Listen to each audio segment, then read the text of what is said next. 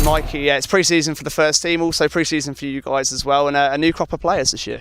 Yeah, so we've got 6 new first years that have come up from the under-16s. To be fair to them, they've all come back fit and sharp and raring to go. So it's been a great start. We're 3 weeks in now, had a couple of games, and yeah, all going well so far. I mean, we say new crop of players, but it's easy to forget sometimes that some of these guys have been around since the age of 6, and really have been around the club for a long time. Yeah, and I think that's part of the reason we have so much success is, these boys have been in the system since under 7s, under 8s, and they grow up together, they come through together, and they know what the club's about. They know what it means to play for this football club, and they put in the work, and hopefully they get the outcome that they want. I mean, just how vital is that to have that sort of cohesion, players playing with each other from such a young age? It becomes telepathic. Sometimes you get, little partnerships all over the pitch, surely. Yeah, I think it's certainly an advantage. I mean, it's difficult because obviously our remit is to produce individuals for a team environment, but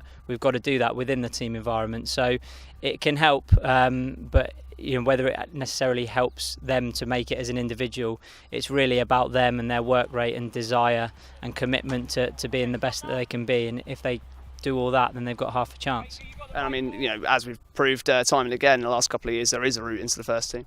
Yeah, absolutely. The gaffer's willing to give the younger players a chance. He's shown that over the last year, and I think the ones that have come into the team and played for him have obviously served him well. I think Connor was top goal scorer last season, which is obviously a big boost for everyone in the academy because it shows the players that there is a pathway, and not only is there a pathway, but there's a pathway to be successful and have a real impact in a first team environment. So how have the pre-season preparations been since you kicked off? Yeah, really good. I think through pre-season you're just trying to minimise the amount of injuries that you get, but balancing off of pushing the lads to, the maximum outputs that they can achieve. So it's a tricky balance to strike, but we've got a good structure, a good format. We work off 5 different aspects of 3v3s, 7v7s, 11v11s, and then we work over 5 metre and 15 metre sprints. The boys do a lot of work in the gym as well. At this age group, it's all about them kind of building muscle and building power and strength, and really giving them the confidence to go and express themselves on the football pitch.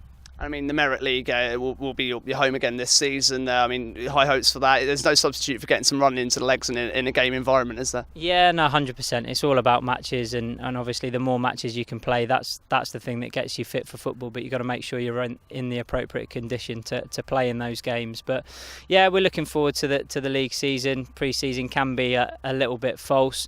I think less so in a youth team environment because you're actually working towards a 2-year outcome as opposed to hitting the ground running for a league game like a first team is. So we try to give the boys as many different experiences as possible. We play a couple of senior non-league teams to give them a taste of what adult football's like. We play some Category 1 teams to see how we match up against them. And we're also playing a team who are on tour from Norway this year. So we've got a bit of European opposition in there as well, just to give them those different experiences, and hopefully they'll develop because of them. Yeah, I mean, again, we focus on the football, but there's also the flip side of it, the education side as well, because let's not kid ourselves, it's very difficult to make it in the professional game. Sound a bit like an army advert here, but you're making them into men as well, off the field. Absolutely, and that's our first goal is to turn them into decent young men. I say turn them in, some of them already are, of course, but we try and support them off the pitch as much as we possibly can. The education element is a massive part of what we do. John Slater puts a huge amount of work into making sure that the lads achieve their full potential, and he's done that with great success over a number of years. And that's what the lads buy into. They buy into that education, they buy into the gym. The work that Spongy, Cookie and Lucas do with them in the gym is absolutely incredible. And then on the football side, we do our best to give them all the tools they need to progress. But let's not forget, this is 2 years in a hopefully a long career, and a lot of patience is required with these lads. There's not many 18-year-olds now that go straight into a first team and impact on the first 11 week in, week out. So there is an element of patience required, and they need that time to develop.